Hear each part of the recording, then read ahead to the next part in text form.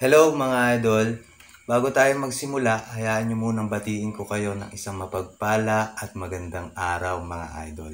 Ako nga pala si Aam at welcome sa aking channel. Ang ituturo ko naman sa inyo ay kung paano gumawa ng ganito. Yan. Simple at madali lang yan gawin mga idol. At sinisigurado ko sa inyo na pagkatapos mong panoorin ang tutorial na ito, ikaw mismo sa sarili mo magagawa mo na ang video na pinakita ko kanina. Kaya anong mga idol, samahan mo ako sa tutorial na gagawin ko. Ano pa hinihintay mo? Tara na! Nang una mga idol, punta muna tayo sa video editor natin. Mga idol, ito nga pala yung ginagamit kong pang-edit. Ito siya mga idol. So, buksan na natin yan mga idol para masimulan na natin yung pag-i-edit. Dito mga idol, dapat may ganito na kayong setup na video. Play muna natin para makita nyo din. Yan mga idol.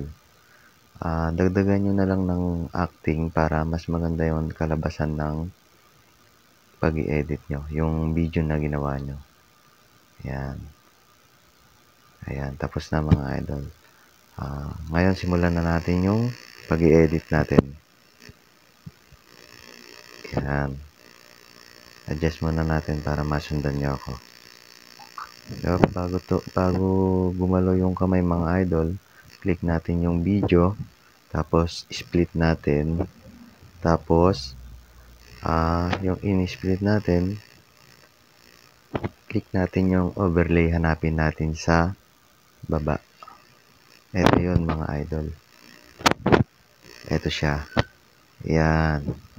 Click natin yan mga idol para mapunta yan sa baba. Yun mga idol. Tapos itong first overlay naman na to, ayan, yung naka-highlights na yan sa unang-una,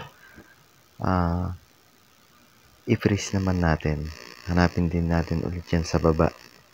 Makikita lahat yan sa baba. Hanapin natin yung freeze. Ito siya mga idol. Pakita ko sa inyo.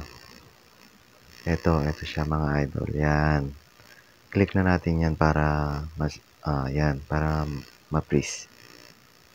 Tapos, click yung na-freeze na, haltakin natin pakanan. Kung ilang segundo. Yan. Ganyan na lang muna. 22 seconds mahigit. Then, ang susunod naman natin gagawin mga idol, yung second overlay natin, pindutin natin yung, hanapin natin ang opacity. Opacity mga idol. Ito siya. Ito siya mga idol. Yan. Click natin yan. Tapos, adjust natin pababa, pakaliwa. Yan. Mga 25 opacity. Try natin kung okay. O, tingnan nyo mga idol. O. Yan. Tingnan natin yung outcome mga idol. Try natin. Yun. Simple lang to mga idol. Alam kong kayang-kaya mo rin tong gawin. Ayan. Bawasan pa natin ng opacity mga idol.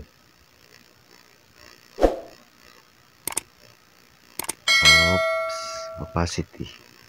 Gawin natin 20 mga idol para mas malabo ng konti. 20 or 19, pwede na yan.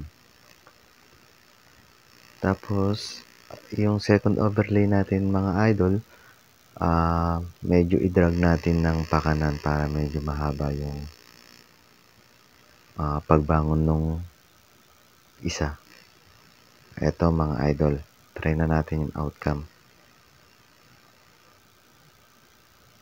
Yan mga idol, tingnan nyo naman yung outcome. Lagyan nyo na lang ng konting acting para mas maganda yung kalalabasan ng video nyo. Yan mga idol. Tapos, cut na natin tong first overlay natin hanggang dito. Yan. Tapos, yung bandang kanan, click mo. Tapos, click mo na yung delete mga idol. Try natin ulit. Yun. Mga idol, ang gagawin naman natin dito, lagyan nyo na rin ng filter o kaya effects para mas maganda pa yung kalabasan ng video nyo.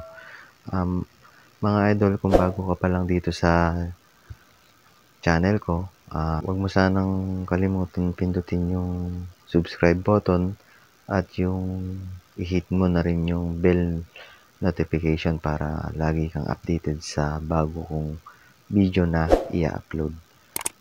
Mga idol, hanggang dito na lang. Maraming salamat sa panonood. God bless sa inyong lahat mga idol.